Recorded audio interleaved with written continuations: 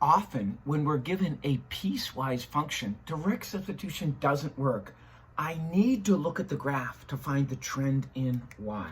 So we know what this looks like. Y is equal to negative x plus 4 means we have a y-intercept of 4 and a slope of negative 1 over 1. So here's what our graph looks like, and we're told this is true for every x except when x is equal to 2.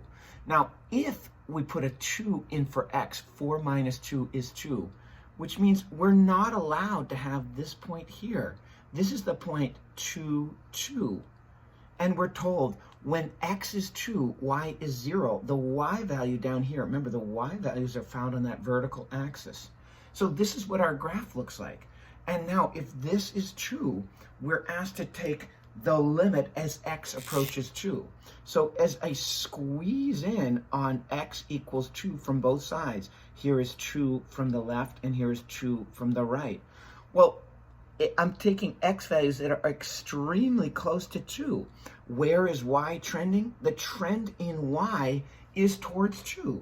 So the limit as x approaches 2, that's here on this x-axis, of this particular piecewise function is 2. This is so important to remember. This is the trend in y. The actual y value is down there. We have that point down there, 2, 0. It doesn't matter that the actual y is 0. What matters is as we squeeze in on x from the left-hand side and the right-hand side, y is going towards 2. I can do this arduous process of finding the limit by making a chart. Hopefully you can just look at the graph and say, oh, y is heading towards 2. That's the trend in y.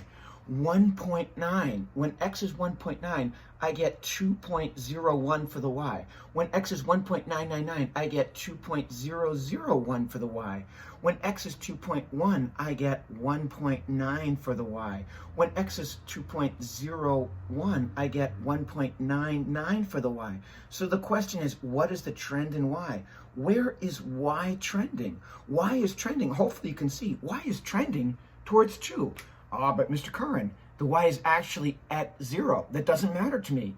What matters is where is the trend in y. That's so important to remember that we're finding the trend in y.